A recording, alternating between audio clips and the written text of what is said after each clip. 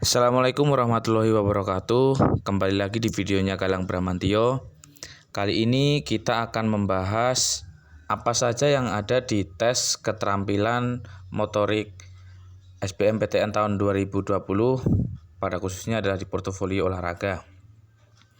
Kita akan langsung saja membuka di sini, di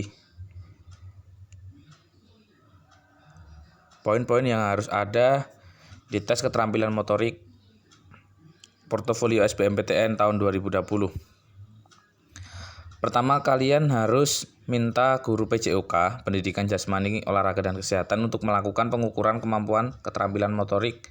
Ada 4 item keterampilan motorik. Untuk yang pertama, ada lempar tangkap bola selama 30 detik. Tujuannya adalah untuk mengukur koordinasi mata dan tangan. Adapun peralatannya adalah stopwatch, bola tenis, lakban, dan papan pantul. Pelaksanaannya, kalian berdiri di belakang garis sejauh 2 meter, kemudian setelah ada aba-aba iya, langsung melemparkan bola ke dinding tembok sebanyak-banyaknya selama 30 detik. Skornya dihitung berdasarkan jumlah bola yang dapat dilemparkan dengan tangan kanan, kemudian ditangkap oleh tangan kiri atau sebaliknya. Jadi kalian lempar tangan kanan, kemudian ditangkap tangan kiri, itu hitungannya adalah 1. Sesuai kebiasaan selama 30 detik. Bola yang jatuh ke lantai atau ke tanah sebelum ditangkap oleh tangan tidak dihitung. Maka disarankan untuk kalian semua, untuk lempar tangkap ini kalian sediakanlah bola yang banyak sekaligus. Jadi ketika memang ada bola yang jatuh, kalian bisa menggantinya atau menyiapkan bola yang lainnya. Jangan sampai kalian cuma ada bola 1, ketika bola itu jatuh kalian malah jadi kebingungan untuk mengambilnya, padahal waktunya masih akan terus berjalan. Kalian boleh di dinding yang tinggi, yang mungkin dinding yang kosong, ataupun di gedung juga bisa. Kemudian yang kedua adalah kelincahan. Adapun tujuan kelincahan ini adalah mengetahui kemampuan mengubah arah dengan waktu secepat mungkin tanpa kehilangan keseimbangan. Peralatannya ada stopwatch untuk mengukur waktunya, kemudian meteran itu untuk mengatur jaraknya antar kun biasanya, kemudian juga ada tanda patok kun yang disediakan itu. Kemudian ada lakban juga untuk garis start dan finish, mungkin kalau itu lintasannya adalah di lantai, kalau lintasannya di rumput juga bisa disesuaikan. Kemudian juga alat tulis untuk mencatatnya. Pelaksanaannya, peserta berdiri di garis start, setelah aba-aba iya, kemudian berlari secepat mungkin dengan mengikuti arah anak panah garis hitam sampai berakhir di garis finish. Untuk lebih jelasnya dapat melihat pada gambar ini atau video yang satu ini. Nah, jaraknya juga sesuai dengan itu. Nanti yang dilihat adalah kecepatan kalian dari start sampai ke finish. Jadi perhatikan juga untuk penggunaan sepatu yang kalian pakai saat Illinois Agility Run Test ini. Kalau lapangannya adalah di lantai, kalian gunakan yang sekiranya itu tidak membuat kalian kesulitan atau saat itu sepatunya licin. Begitu juga di rumput. Kemudian yang ketiga itu adalah lompat tegak atau yang dinamakan vertical jump. Nah, tujuannya untuk memprediksi kemampuan power tungkai dan tubuh bagian bawah.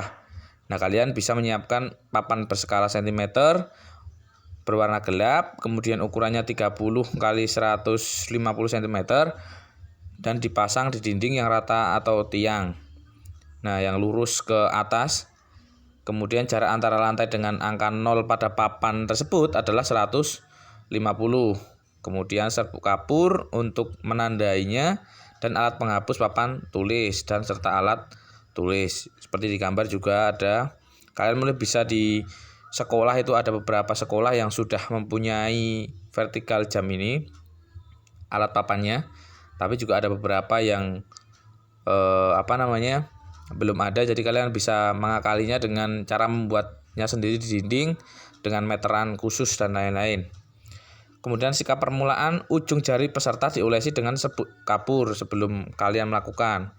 Kemudian kalian berdiri tegak dekat dinding, kaki dirapatkan, papan skala berada pada sisi kanan atau kiri badan peserta. Kalau kalian pakai tangan kanan berarti kaki kanannya di pojok. Kalau pakai tangan kiri berarti tangan kirinya yang di pojok.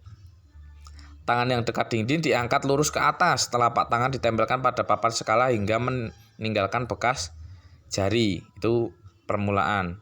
Belum pakai lompatan itu. Jadi mengukur untuk normalnya dulu.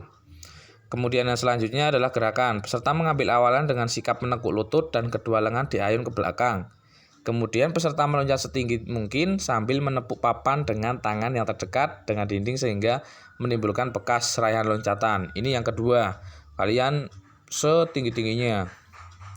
Lakukan tes ini sebanyak 3 kali tanpa istirahat atau tidak boleh diselingi peserta lain. Jadi kalian melakukannya 3 kali. Dan itu cari nanti adalah yang paling besar.